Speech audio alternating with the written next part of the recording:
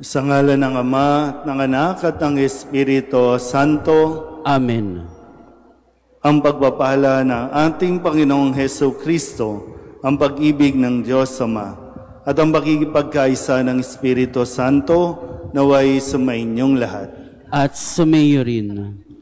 Tayo po ay nasa 3 linggo ng ating 40 araw na paghahanda.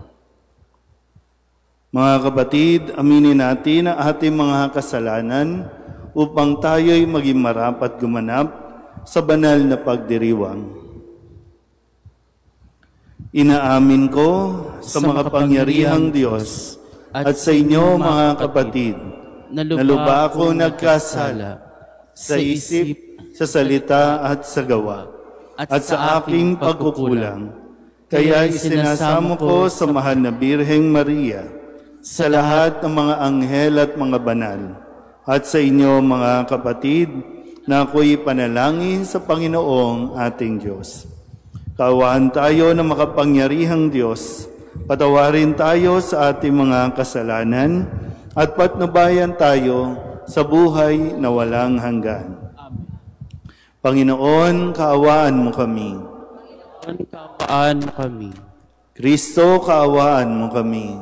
Kristo, kaawaan mo kami. Panginoon, kaawaan mo kami. Panginoon, kaawaan mo kami. Manalangin tayo. Ama naming makapangyarihan, ikaw ay maibigin at butihin sa tanan. Itinuturo mo na ang lunas sa kasalanan ay nasa kusang pagpapakasakit, pagdalangin at pagmamalasakit.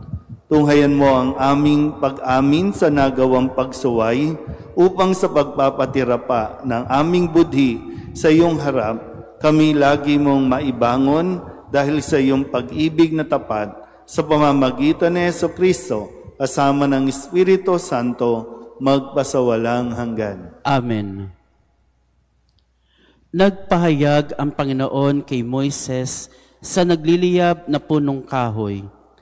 Ipinakikilala niya ang kanyang sarili bilang Diyos ng Ama ng bayang Israel. Pagbasa mula sa aklat ng Eksodo. Noong mga araw na iyon, si Moises ang nag-aalaga sa kawan ng biyanan niyang si Jethro. Minsan, itinaboy niya ang kawan pabagtas ng disyerto at nakarating siya sa Horeb, sa bundok ng Diyos. Doon, ang anghel ng Panginoon ay napakita sa kanya. Parang ningas sa gitna ng isang mababang punong kahoy. Kitang-kita ni Moises na nagliliyab ito, ngunit hindi nasusunog. Kaya't sinabi niya sa kanyang sarili, "Katakataka ito, tingnan ko ngang mabuti kung bakit di nasusunog gayong nagliliyab." Nang lalapit na si Moises, tinawag siya ng Panginoon buhat sa nagliliyab na punong kahoy. "Moises, Moises." "Ano po iyon?" sagot niya. Sinabi ng Diyos, "Huwag kang lumapit. Hubarin mo ang iyong sandalyas, sapagkat banal na dako ang kinatatayuan mo. Ako ang Diyos ng iyong mga magulang, nina Abraham, Isaac at Jacob." Tinakpan ni Moises ang kanyang mukha, pagkat natatakot siyang tumingin sa Diyos. Sinabi sa kanya ng Panginoon, "Nakita kong labis na pinahihirapan ng mga Ehipsyo ang aking bayan. Alam ko ang hirap nilang tinitiis at narinig ko ang kanilang daing. Kaya bumaba ako upang sila'y iligtas, ialis sa Ehipto at ihatid sa lupaing mayaman, malawak at sagana sa lahat ng bagay." Sinabi ni Moises, "Pupunta ako sa mga Israelita at sasabihin sa kanilang, ako'y sinugo ng Diyos ng aming ninuno. Ngunit ano po ang sasabihin ko kung itanong nila kung sino ang nagsugo sa akin?" Sinabi ng Diyos, "Ako'y si ako nga. Sabihin mong sinugo ka ni ako nga ng Panginoon, ng Diyos ng inyong mga ninuno, ng Diyos ni na Abraham, Isaac at Jacob. At ito ang pangalang itatawag nila sa akin magpakailanman. Ito rin ang pag-alala sa akin ng lahat ng saninlahi." Ang salita ng Diyos. Salamat sa Diyos.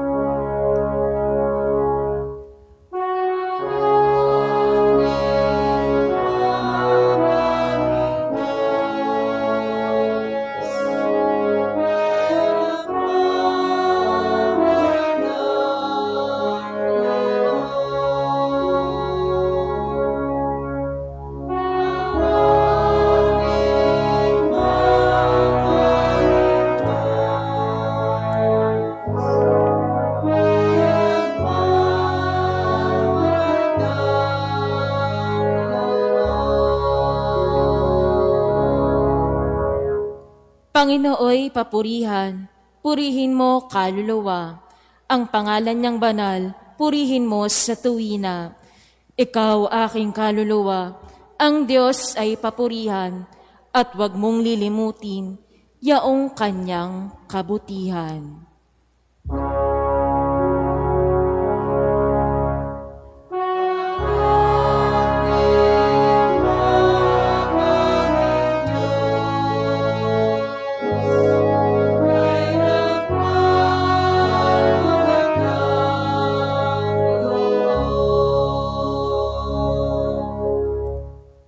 Ang lahat kong kasalanay, siya ang nagpapatawad, at anumang aking sakit, ginagamot niyang lahat.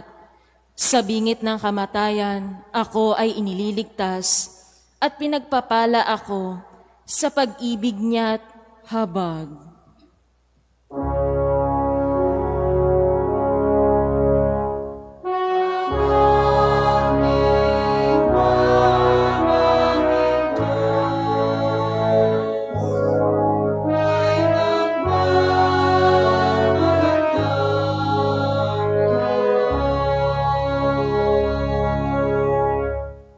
Panginooy humahatol, ang gawad ay katarungan.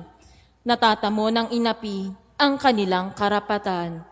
Ang balangkas niya't utos kay Moises ibinilin, ang kahangahangang gaway nasaksihan ng Israel.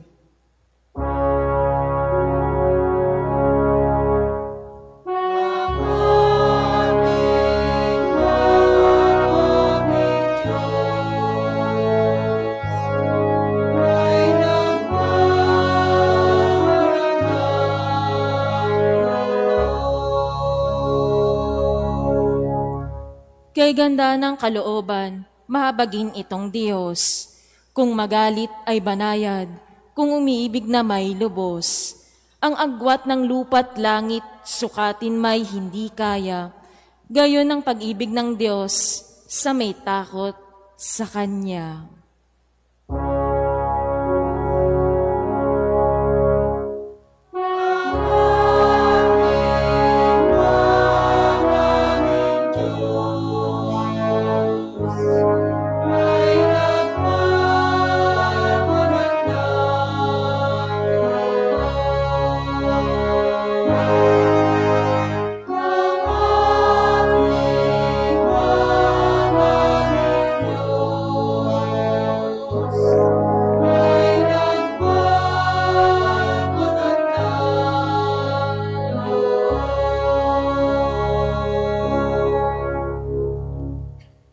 Binabalaan ni San Pablo ang mga taga-Korinto na huwag gayahin ang halimbawa ng mga sinaunang Israelita na bagamat sumunod kay Moises ay namuhay pa ring taliwas sa kalooban ng Panginoon. Pagbasa mula sa unang sulat ni Apostol San Pablo sa mga taga-Korinto. Mga kapatid, ibig kong malaman ninyo ang nangyari sa ating mga ninuno na sumunod kay Moises. Silang lahat ay naliliman ng ulap sa kanilang paglalakbay at tumawid sa dagat na pula. Sa gayon, nabinyagan silang lahat sa ulap at sa dagat bilang tagasunod ni Moises. Kumain silang lahat ng iisang pagkaing espiritual at uminom din ng iisang inuming espiritual mula sa batong espiritual na sumubaybay sa kanila. At ang batong iyon ay si Kristo. Gayunman, hindi kinalugdan ng Diyos ang marami sa kanila, kaya't nagkalat sa ilang ang kanilang mga buto. Ang mga nangyaring ito'y babala sa atin upang huwag tayong magnasa ng mga masasamang bagay, gaya ng ginawa nila. Huwag din tayong magreklamo tulad ng ilan sa kanila, kaya't nilipol sila ng anghel na mamumuksa. Nangyari ito sa kanila bilang babala sa iba at nasulat upang turuan tayong mga inabot ng huling panahon. Kaya nga, mag-ingat ang sinuman nag-aakalang siya'y nakatayo, baka siya mabuwal. Ang salita ng Diyos. Tatayo.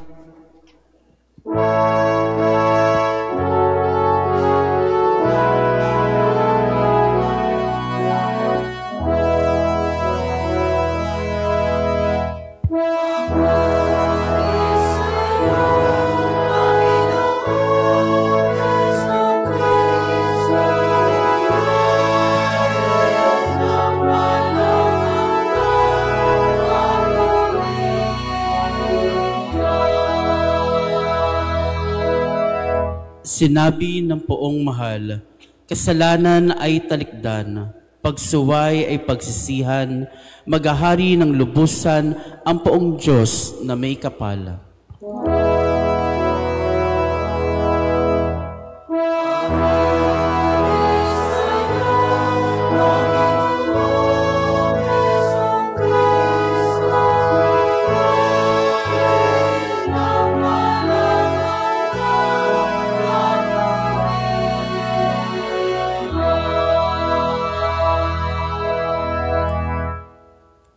Sumainyo ang Panginoon. At sumayo rin. Ang mabuting balita ng Panginoon ayon kay San Lucas. Papuri sa iyo, Panginoon.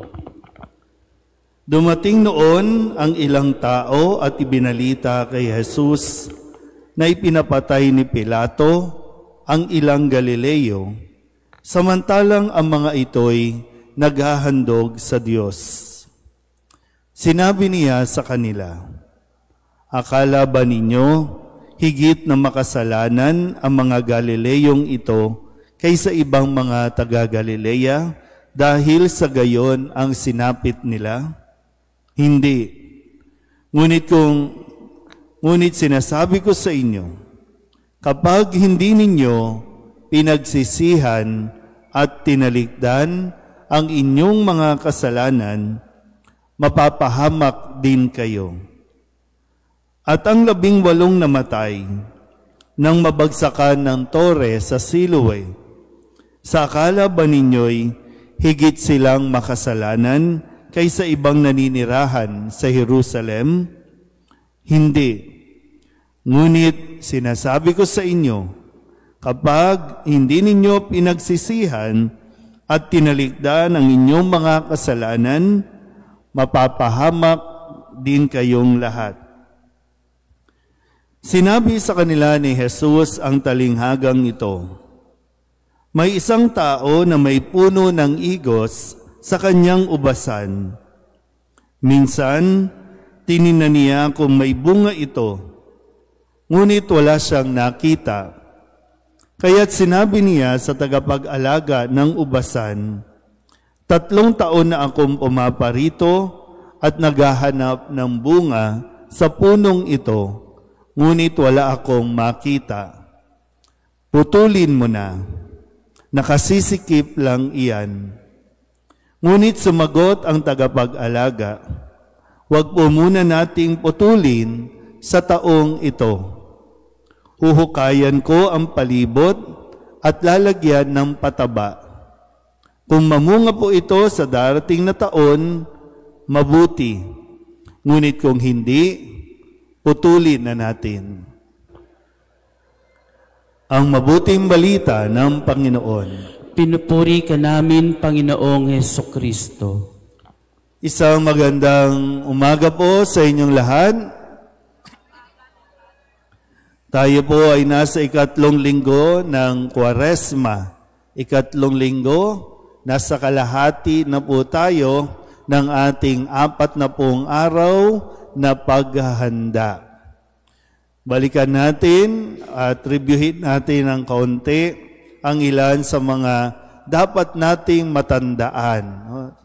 Pinaghahanda tayo sa 40 araw na ito na makita natin at suriin kung gaano ba kalalim o may ginagawa ba tayong effort para madagdagan yung ating oras sa pananalangin?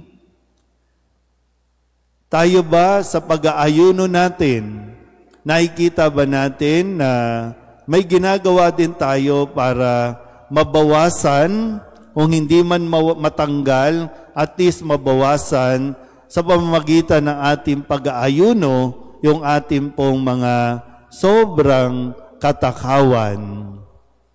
At yung tayo ba nag-e-effort din na may maibigay sa ating kapwa sa panahong ito ng Kwaresma? Yan. So, tingnan natin mabuti yan, ha? So, noong unang linggo, pinaalala sa atin, di ba, sabi ko, no, every Sunday o kada linggo ng Kwaresma, mayroon tayong lugar na pinupuntahan, may pinagdadalan sa atin para mas makatulong ito na mapagnilayan natin ang ating pong ginagawang paglalakbay.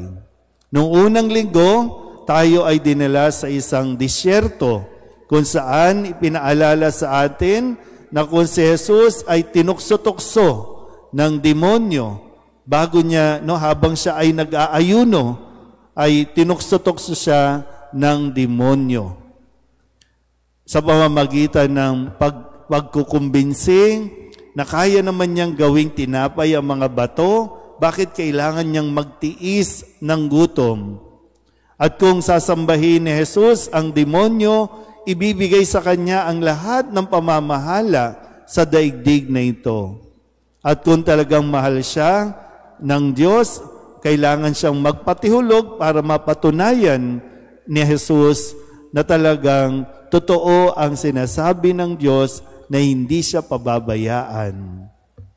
Yun ang unang tukso, unang linggo. Ikalawang linggo, tayo naman ay dinala ni Jesus sa bundok kung saan ipinamalas niya ang kanyang pagbabagong anyo. Nagningning ang kanyang kasuotan at ipinarinig sa atin kung sino nga ba si Jesus. Narinig natin na sinabing, ito ang aking pinakamamahal na anak, pakinggan ninyo siya. Sabihin nyo nga sa katabi ninyo, lumayas ka, Satanas. Ngayon naman, ang sabihin ninyo sa inyong katabi, pakinggan mo si Jesus. Kasi pag hindi mo pinalaya si Satanas, yan ang mapapakinggan mo. So kailangan mong palayasin si Satanas para mapakinggan mo ang tinig ni Jesus. Kaya ngayong ikatlong linggo, dinadala naman tayo ni Jesus sa pamamagitan ng isang talinghaga. Dinala tayo sa isang ubasan. Sabihin nyo nga, ubasan. Dito sa ubasan, mayroong napanggit na may isang puno ng igos sa kanyang ubasan. At sinabi dito, 3 taon nang pabalik-balik, binabalikan ito, kasi hinahanapan ng bunga. So sabi, 3 taon na, wala pa rin bunga, putulin na natin. Nakakasikip lang. Sayang lang yung nutrients ng lupa. Sayang lang. Putulin na natin. Pero may pumigil at sinabi ditong, wag muna. Hayaan nyo muna, bigyan nyo pa ako. Kumbaga, uhukayan pa, lalagyan ng pataba, at kung sakali na hindi talaga mamunga, okay, putulin na natin. Sabihin nyo nga sa katabi ninyo, puputulin ka na. Ano pag sinabing puputulin? Tatapusin na ang buhay mo dito sa mundong ito. Kasi hindi tayo basta nabubuhay sa mundong ito, hindi tayo ipinanganak, hindi hinayaan ng Diyos na nandito tayo nang wala lang. Mayroong inaasahan sa atin, magbunga, maging mabuti. Kasi kung mabuti tayo, magkakaroon ng mabuting bunga. Pero kung wala o masama tayo, either masama ang bunga natin o wala talagang bunga. So kung tatanungin ka ngayon, deserve mo ba ang another year? Sa tingin nyo, deserve mo pa ba ang another year?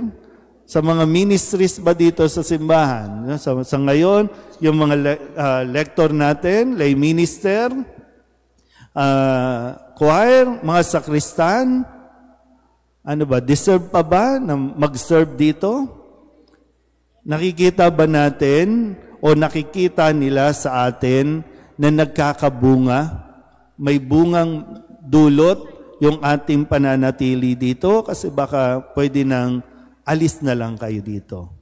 Putulin na natin kasi hindi talaga ito yung lugar para sa iyo. Yung sa inyo, no? Sa tingin nyo ba, deserve nyo pa another chance?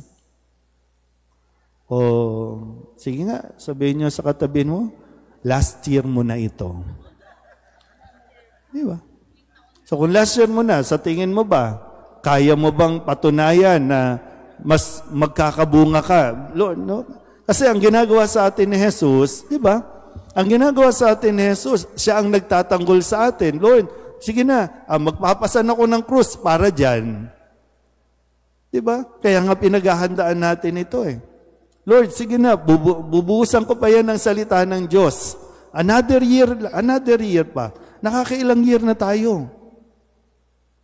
Laging ganun ang ginagawa ni Jesus. Pero, tandaan natin, limited offer lang ito. Hindi ito lifetime. So kung binigyan tayo ng pagkakataon ngayong buong taong ito, may bunga ba tayo? Nabawasan na ba ang pagsasalita mo ng hindi maganda? Nabawasan na ba ang mga bisyo? Nabawasan na ba ang kasinungalingan? Tayo ba ay nakakatulong para mas magkaroon ng magandang mga maglilingkod sa ating bayan? O nung binigyan tayo ng pagkakataon, isa tayo sa mga tumulong para maging magulo ang ating bansa. Binigyan na tayo ng pagkakataong pumili ng tama, mabuti, matuwid. Pero pinili natin, magnanakaw, mamamatay tao, may mga kaso. O ngayon, bibigyan tayo ulit ng pagkakataon. Lord, another chance, mag-i-eleksyon. Magiging mabuti ka na ba ngayon sa paraan ng pagpili? O pareho pa rin? Sila pa rin ang pipiliin mo? Putulin na. Sige nga, sabihin nyo ulit sa katabi nyo. Last year mo na ito. Who knows? Ngayon may nakaburol dyan. Baka tayo na ang susunod na ibuburol. Alam ninyo, maraming punerarya dito na halos araw-araw may nakaburol dyan. Reality. Katotohanan yan. So tayo, habang hindi pa tayo na ibuburol, may pagkakataon pa tayo na patunayan na magkakaroon tayo ng magandang bunga na inaasahan sa atin na Jesus. Dahil kung walang bunga, tayo mismo ang gumagawa ng ikapapahamak natin. Hindi na natin pwedeng isisi sa Diyos dahil ang Diyos nga laging gumagawa ng paraan. Yung effort na ginagawa at gagawin ni Jesus, makikita natin pagpasok natin sa mga mahal na araw. Kaya muli, sa habang tayo ay naghahanda, ang panawagan sa atin, pagsisihan ang ating mga kasalanan. Amen? Magsitayo ang lahat, ipahayag natin ang ating pananampalataya. Sumasampalataya ako sa Diyos amang makapangyarihan sa lahat, namigawa ng langit at lupa. Sumasampalataya ako kay Jesucristo, iisang anak ng Diyos, Panginoon nating lahat. Nagkatuwang tao siya, lalang ng Espiritu Santo, ipinanganak ni Santa Maria ang Birhen, pinagpakasakit ni Poncio Pilato, ipinako sa krus, sa matay, inilibing, nanaog sa kinaroroonan ng mga yumao.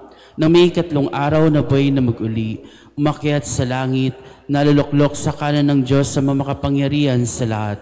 Doon magumulang paririto at hukom sa nangabubuhay at ng matay na tao. Sumasampalataya naman ako sa Diyos Espiritu Santo, sa banal na simbahang Katolika, sa kasamahan ng mga banal, sa kapatawaran ng mga kasalanan, sa pagkabuhay na muli ng nangamatay na tao, at sa buhay na walang hanggan. Amen. Mapagpatawad naming Ama, batid mo ang aming mga kahinaan, kakulangan at mga pangangailangan. Sa iyong mahabaging pagkalinga, kami nananalig at nagsusumamo. Ama namin, dinggin mo ang iyong bayan. Ama namin, dinggin mo ang iyong bayan. Maging halimbawa nawa ang mga pinuno ng simbahan ng tunay na pagsisisi at pamumuhay na naaayon sa kalooban mo, Ama. Manalangin tayo. Ama namin, dinggin mo ang iyong bayan. Magsikap nawa kaming magtulungan tungo sa ikabubuti ng lahat. Iwasan nawa namin ang pagpuna sa dungis at kapintasan ng aming kapwa, nang mapakita ang pagmamalasakit at pagmamahal sa kanila. Manalangin tayo. Ama namin, dinggin mo ang iyong bayan. Magbunga nawa ang mga kaloob ng Espiritu Santo, pagsisisi, katarungan at pag-ibig sa lahat ng tatanggap ng sakramento ng binyag, Manalangin tayo. Ama namin, dinggin mo ang iyong bayan. Maging mga instrumento nawa kami ng katarungan, kapayapaan at kaayusan sa lipunan. Manalangin tayo. Ama namin, dinggin mo ang iyong bayan. Sa ilang sandali ng katahimikan, ating ipanalangin ang iba pang mga pangangailangan ng ating pamayanan, pati na rin ang ating pansariling kahilingan.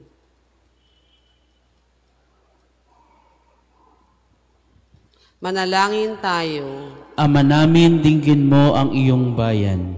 Ama, dinggin mo ang aming mga panalangin, alang-alang kay Kristong aming Panginoon. Amen.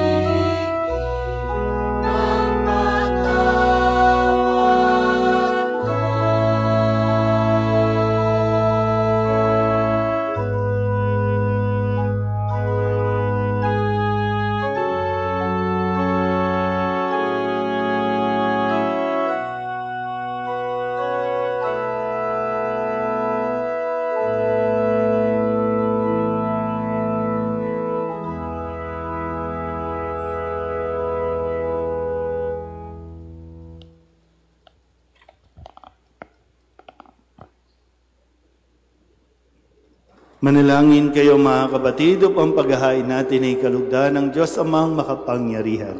Tanggapin nawa ng Panginoon itong paghahain sa iyong mga kamay, sa kaparenya at karangalan sa ating kapakinabangan at sa buong sambayanan niyang banal.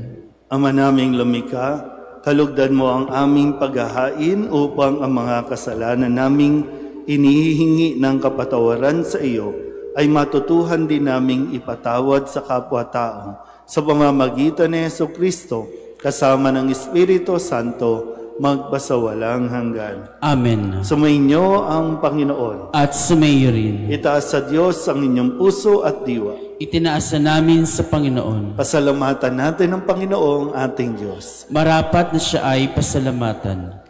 Ama naming makapangyarihan, tunay nga marapat na ikaw ay aming pasalamatan sa pamamagitan ni Jesucristo na aming Panginoon. Minarapat mong ang pagtitiis para sa naghihirap ay maging tagapagpahiwatig ng pasasalamat na aming inihahain ngayon sa iyong hapag. Ang iyong anak ay ulirang tagabigay ng pagsasaluhan sa mga nagugutom at mga nauuhaw. Sa pagsunod namin sa giliw mong anak, ang pagkamaawain mo ay aming ginaganap upang ang pag-iimbot ay mapawing lahat sa aming pag-uugali at gawaing binabalak. Kaya kaysa ng mga anghel na nagsisiawit ng papuri sa iyo na walang humpay sa kalangitan, kami nagbubunyi sa iyong kadakilaan.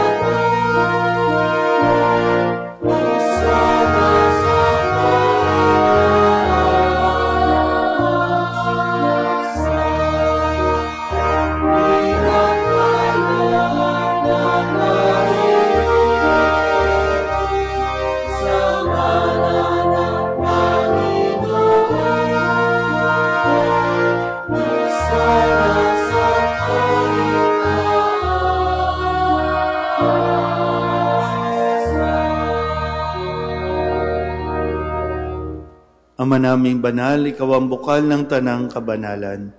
Kaya't sa pamamagitan ng iyong Espiritu, gawin mong banal ang mga kaloob na ito upang para sa aming maging katawan at dugo ng aming Panginoong Jesucristo. Bago niya pinagtiis ang kusang loob na maging handog, hinawakan niya ang tinapay, pinasalamatan kaniya, pinaghati-hati niya iyon, iniabot sa kanyang mga alagad at sinabi, "Tanggapin ninyong lahat ito at kanin, ito ang aking katawan na ihahandog para sa inyo."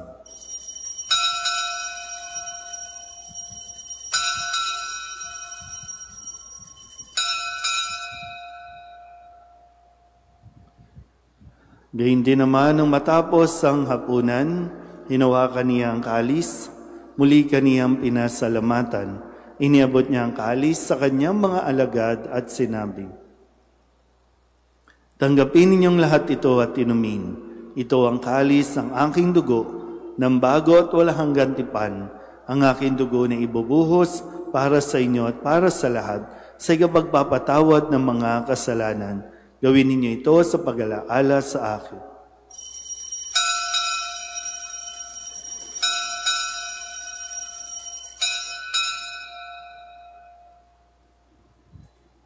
Ipagbunyi natin ang misteryo ng pananampalataya.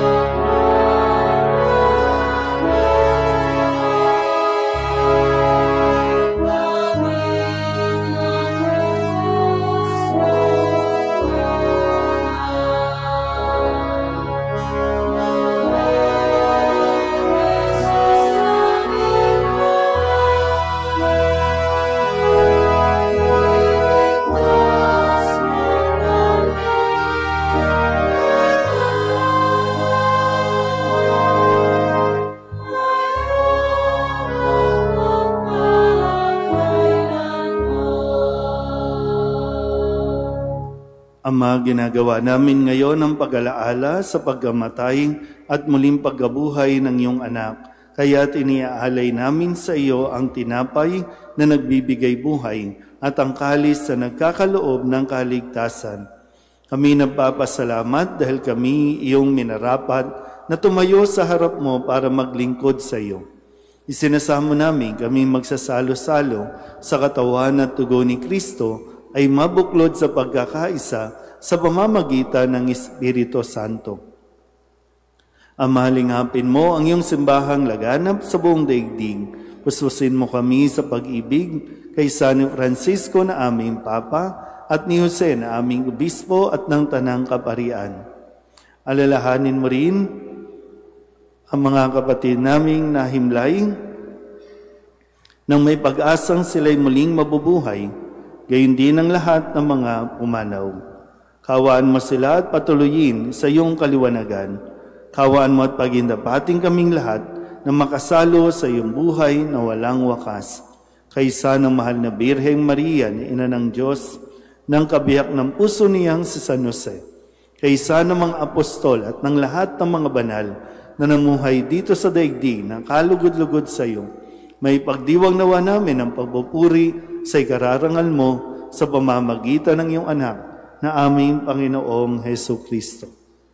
Sa pamamagitan ni Kristo, kasama niya at sa Kanya, ang lahat ng parangal at papuri ay sa iyo, Diyos Amang makapangyarihan, kasama ng Espiritu Santo, magpasawalang hanggan.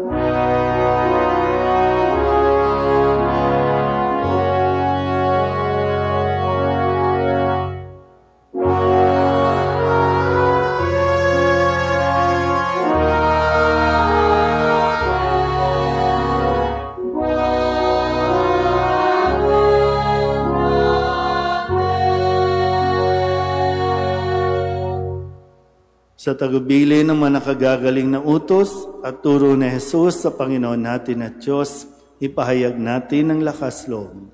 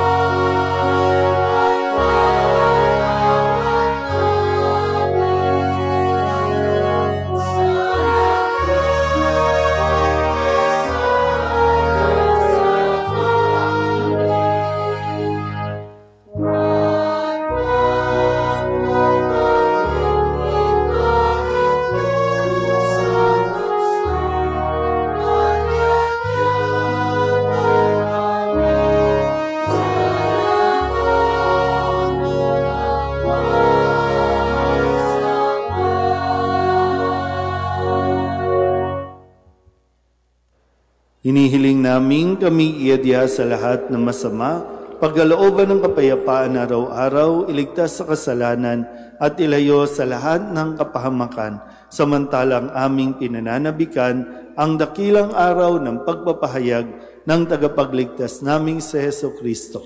Sapagkat iyo ang kaharian at ang kapangyarihan at ang kapurihan magpakilanman. Amen. Panginoong Jesucristo, sinabi mo sa iyong mga apostol, kapayapaan ang iniiwan ko sa inyo, ang aking kapayapaan ang binibigay ko sa inyo. Tunghayan mo ang aming pananampalataya at huwag ang aming mga pagkakasala. Pagkalooban mo kami ng kapayapaan at pagkakaisa ayon sa iyong kalooban, kasama ng Espiritu Santo, magpasawalang hanggan.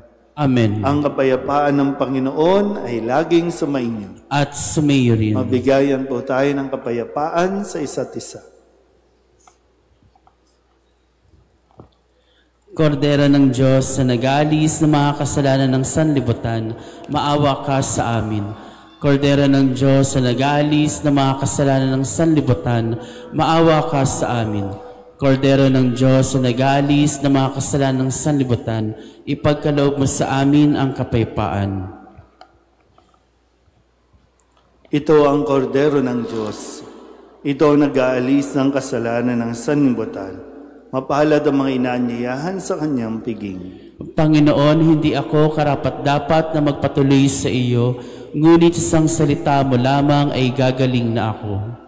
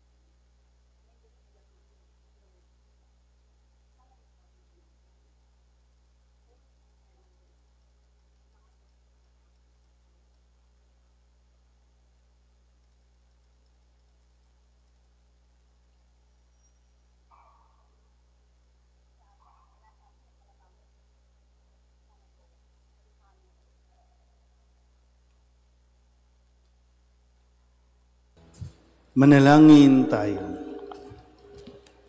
Ama naming mapagmahal, sa pakikinabang namin sa iyong banal na piging, pinagsasaluhan namin ang bigay mong pagkain. Ang ginaganap namin ngayon sa pagdiriwang ay lubos nawang mangyari sa gawain namin araw-araw sa pamamagitan ni Jesucristo kasama ng Espiritu Santo magpasawalang hanggan. Amen.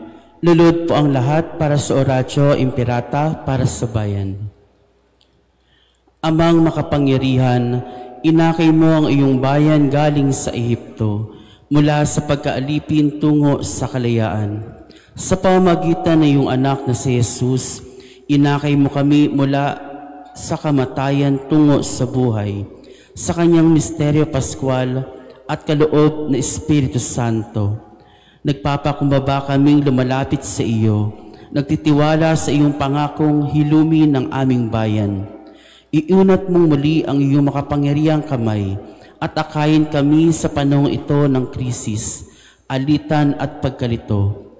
Magningning nawa ang katotohanan tulad ng haliging ulap sa araw at haliging apoy sa gabi, upang tanglawan kami sa landas tungo sa pagkakaisa at kapayapaan. Umagos nawa ang katarungan, tulad ng tubig na bumubukal mula sa bato, upang pawingin ang uhaw ng mga naghahangad ng hustisya, linisin ang mga sugat, at buksan ang daan tungo sa pagilong at pagkakasundo. Pinakain mo sila ng mana sa ilang. Busugin mo ang aming pagkagutom sa katarungan, upang hindi na kami magnasa ng kapangyarihan, kayamanan at pansariling pakinabang. Palambutin mo ang pusong matitigas tulad ng sa paraon at buksan ang mga matang binulag ng kasakiman upang manaig ang tunay na pagmamahal sa bayan, higit sa anumang alyansang pampolitika sa pansariling interes. Turuan mo kaming makita ang isa't isa, hindi bilang kakampi o kaaway, kundi bilang magkakapatid sa iyo. Nawa ang taon ng Jubileo ay magtulak sa amin upang maglakbay bilang isang bayan. Ito nawa ang aming maging Paskwa, ang aming pagtawid mula sa kasinungalingan tungo sa katotohanan, mula sa karawagan tungo sa katapangan, mula sa kawalan ng katarungan tungo sa katuwiran, mula sa pagkakawatak-watak tungo sa pagkakaisa, mula sa panghihina ng loob tungo sa pag-asa, mula sa pagiging makasarili tungo sa tunay na pag-ibig. Sa panahong ito ng pananariwa, matuklasan nawa naming muli ang aming kadakilaan bilang isang bansa at ang aming dangal bilang isang bayang iniibig mo ng lubos. Hinihiling namin ito sa pangalan ni Jesus, ang aming korderong inialay na gumagabay sa amin sa pamamagitan ng krus mula sa kamatayan tungo sa bagong buhay. Amen. Mahal na Birhen ng Kapayapaan, ipanalangin mo kami. San Miguel Arcangel, ipanalangin mo kami. Sumainyo ang Panginoon. At sumayo rin. At pagpalain kayo ng makapangyarihang Diyos, Ama at Anak, at Espiritu Santo. Amen. Tapos ang banal na misa, humayo tayo sa kapayapaan ni Kristo. Salamat sa Diyos.